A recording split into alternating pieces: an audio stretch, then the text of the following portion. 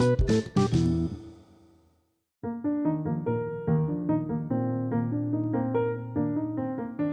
नमस्ते, सत श्री अकाल।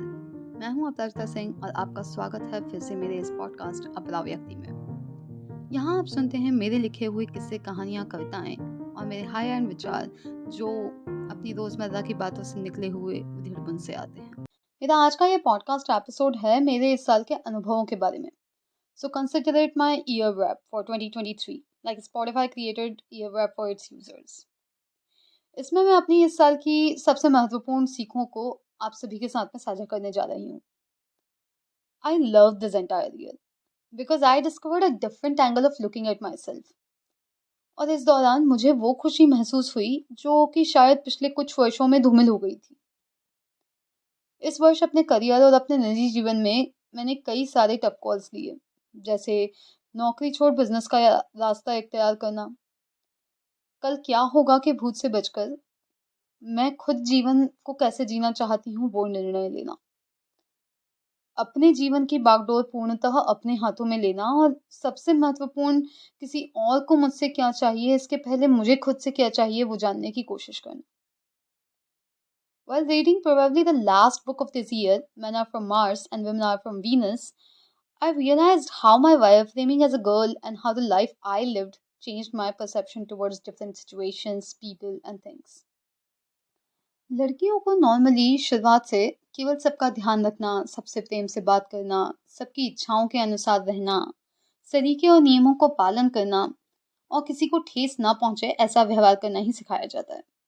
और शायद उसी के अनुसार हम खुद को बाकी सबको खुश करने के लिए परिवर्तित कर लेते हैं और इस हद तक बदल लेते हैं कि हमें लगता है कि जितना हमें मिल रहा है उतनी ही खुशी, प्यार, पैसा, आज़ादी हमारे लिए काफ़ी है। मगर दुख की बात है कि तुम्हें क्या चाहिए वो तुमसे कोई नहीं पूछता और तुम उस बात को इतना मोल भी नहीं देते। हमने अपने आसपास, अपने परिवार में, अपने दोस्तों में, रिश्तेदारों में जिस तरह के रिश्ते देखे होते हैं, हम वैसी ही परिभाषा अपने जहन में बना लेते हैं, मगर इस बारे में खुद से कभी बात नहीं करते कि क्या सच में इतना काफी है। इस साल मैंने कई बार खुद से पूछा कि क्या जो तुम्हें मिल रहा है वो काफी है। मेरे मेंटर्स, दोस्तों, किताबों, गानों, मूवीज, वेब सीरीज और अलग-अलग वक्त के अनुभवों ने मुझे जवाब दिया कि तुम खुद के बारे में आखिर जानती ही क्या हो। तुम्हें खुद में खुद को ढूंढना अभी बाकी है। तुम्हें केवल इस बुद्धू बक्से की स्क्रीन के पीछे छिपकर नहीं रहना है और एक फ्लैट जिंदगी जीना तुम्हारे बस का सच में नहीं है। साल के शुरुआत में मैंने कुछ सेल्फ इम्प्रूवमेंट सेशन ज्वाइन किए थे, जिनसे मुझे खुद के अंदर की कमियों को आंकने और उन्हें सुधारने की एक नई दिशा मिली। मेरे विचारों में हो रहे उतार चढ़ावों और को मैंने खुद अलग अलग वक्त महसूस किया और कई बार ये भी महसूस किया कि आखिर बाकी लोगों के लिए मुझे झेलना कितना कठिन होता होगा। खैर, अब जो है सो तो है, इम्प्रूवमेंट की कोशिश जारी है और कुछ खूबियां और खामियां तो हम सभी में होती हैं, मगर ज़रूरत है तो केवल उन्हें समझ लेने की, एक्सेप्ट करने की और जिन बातों में सुधार की आवश्यकता है उसे सुधारने की। खुद को परफेक्ट समझना और दूसरों को कम आंकना हमारे जीवन की सबसे बड़ी भूल हो सकती है। हमारा कंपटीशन किसी और से नहीं बल्कि खुद से होना चाहिए, और अगर हमारे पुराने वर्जन से इस वर्जन में कुछ अच्छे अपग्रेड्स आए हैं तो तुम्हें प्रगति ने पंथे छो, मतलब आप प्रगति की राह पर अग्रसर हैं। जिंदगी में ऐसे कई मौके आते रहेंगे जब आप खुद को लोगों के अनुसार ढालने और किसी बोतल में उतारने के लिए प्रयासरत रहेंगे, मगर ऐसी किसी भी स्थिति में खुद से पूछना ना भूलें कि क्या तुम्हारे लिए यही सही है और क्या तुम यही चाहते हो। अगर इसके उत्तर देते वक्त आपको थोड़ा सा भी खुद को कन्विंस करना पड़े तो आपको फिर से विचार करने की जरूरत है। One more important thing I learned this year is that never ever lower your standards and basic expectations. आप जितना डिजर्व करते हैं और एक्सपेक्ट करते हैं वो आपको जरूर मिलेगा। शायद थोड़ा वक्त ज्यादा लगे, मगर अपने विचारों को मोल्ड मत कीजिए और जो मिल रहा है उस पर सेक्रीफाइस करने की प्रवृत्ति त्याग दीजिए, क्योंकि इससे आप खुद ही का बुरा कर रहे हैं। भले ये बात जॉब की हो, सैलरी की हो, बिजनेस डील्स की हो या पार्टनर ढूंढने की। जब आप खुद के स्टैंडर्ड्स लोअर करते हैं तो आप खुद ही सेक्रीफाइस करने के लिए अपना मन बना चुके होते हैं। एंड दैट इम्प्लाइज कि आप पूरी शिद्दत से उस चीज़ या इंसान को नहीं चाहते हैं, जिसके कारण आपके मन में कहीं ना कहीं इससे बेहतर मिलने की आशा छुपी होती है। And when you're not giving your 100% to something, you're not present in that job or with that person completely. इससे ना ही तुम्हें उसके प्रति पूरी आसक्ति होती है, ना ही तुम पूरी तरह से उसके प्रति समर्पित होते हो। तुम्हारे जहन में इससे बेहतर क्या मिल सकता है, ये पूरे वक्त चलता रहेगा, जो कि आइडियली एक हेल्दी आइडियोलॉजी नहीं है। Now sharing some of my key takeaways from 2023. First, if you don't take ownership of your decisions and life, someone else will. अगर आप अपने निर्णय खुद नहीं लेते हैं तो आपकी जिंदगी के निर्णय कोई और ले लेगा, और फिर आपके पास कसमसाने के अलावा और कोई रास्ता नहीं बचता। Second, be true to yourself. Set boundaries and don't settle for anything less than your baseline ideation. कम से कम अपने आप से सच बोलें, लोगों के जिंदगी में होने के दायरे बनाएं और अपने अनुसार जो आप एक्सपेक्ट करते हैं उससे कमतर के लिए हामी ना भरें, कभी भी नहीं। Third, don't try to please everyone. Don't care for everyone, not always.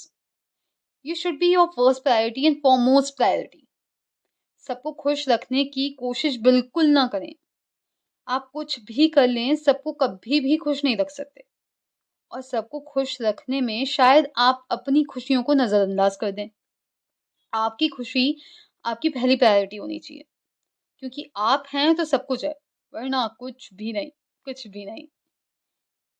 Fourth, take at least 15 to 20 minutes for yourself daily, just to sit idly, maybe to meditate or walk in the nearby garden, observing your own thoughts. Because at the end of the day, अगर आपके पास खुद के लिए वक्त नहीं है तो आप क्या ही कर रहे हैं, जीवन में क्यों ही हैं और क्या ही करना चाह रहे हैं, खुद को वक्त दें। Fifth, take long or short trip, whichever suits you and your time slot. Introspect yourself and ask yourself if you like what you are becoming. You need to ask yourself what you want and what you don't want from both life and people around you. सामान्य तौर पर हम सब में परिवर्तन करना चाहते हैं, मगर खुद में नहीं। सब में गलतियां दिखती हैं, मगर खुद में नहीं। इसलिए हमारे हिसाब से सब गलत होते हैं, मगर हम खुद नहीं। इसलिए आपको खुद के लिए वक्त निकालना बहुत ज़रूरी है। ऑब्जर्व योर ओन पैटर्न्स, किस तरह से आप रूठते मनाते हैं, किस तरह के दोस्तों के साथ उठना बैठना पसंद करते हैं। क्या एक वक्त के दोस्त अब आपको दुश्मन लगते हैं? आप अपना खाली वक्त किस तरह से बिताते हैं, और आप खुद को किस तरह से देखना पसंद करते हैं? कैसे आप खुद को खुश रखते हैं? अगर आप ये समझेंगे तो आप कहीं बेहतर तरह से खुद भी समझ पाएंगे और किस तरह से इवॉल्व हुए हैं ये जान पाएंगे, और आप खुद से क्या चाहते हैं ये भी समझ पाएंगे। Sixth, we are a part of generation where we don't know what directly or indirectly impacts us. You may need some healing, but that may or may not need psychotherapy. You can discover your own therapy. आपका IT वाला job हो, sales वाला हो, business हो, या आप घर संभाल रहे हो, प्रेशर हर जगह होता है, और सोशल मीडिया के रहते फोमो भी सबको महसूस होता है। कभी कभी आपको खुद को महसूस नहीं होता कि आप चिड़चिड़े और दुखी से क्यों हैं। हो सकता है कि आप कुछ डिप्रेस्ड हों, ये नॉर्मल है, मगर आपको इससे बाहर आने के लिए थेरेपी लगे ये भी ज़रूरी नहीं है। आपके लिए music, books, art, painting, cooking या कोई भी नई हॉबी सीखना भी एक थेरेपी हो सकता है। इसलिए वो मोबाइल की 5-6 इंच की स्क्रीन से बाहर खुद को ढूंढें।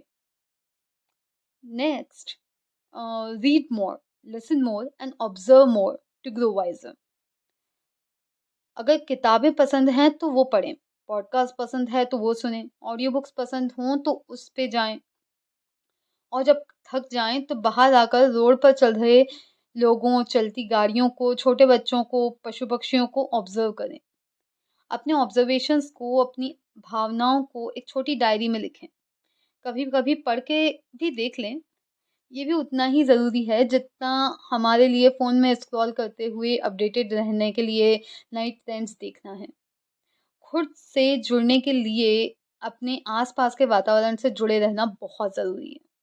And last but not least, care for everyone, but a little more for yourself. Learn from your mistakes. Don't trust same people again if they haven't done anything significant to earn that trust back. Value and love all those people who value you and your presence immensely. खुश रहो, मुस्कुराते रहो और हर नए साल में पुराने resolutions को पूरा करते रहो। हाँ, बात वही है, वादे होते हैं, टूट जाते हैं, मगर खुद से किए हों तो ईयर एंड तक साल में एक बार ज़रूर याद तो आ ही जाते हैं। तो पहली तारीख का वेट मत करो, और बीच में कुछ छोड़ दिया है तो रिग्रेट मत करो। जब जागो तब सवेरा। आज से ही कुछ नई शुरुआत करो और बस खुद से इस साल वाले वर्जन से बेहतर होना ही टारगेट रखो। अस्सला वालेकुम। मिलती हूँ अपने नए साल में कुछ नए आइडियाज, कहानियों और कविताओं के साथ। Thank you so much for bearing with me till now. I wish you a merry Christmas and a very happy new year. Bye bye.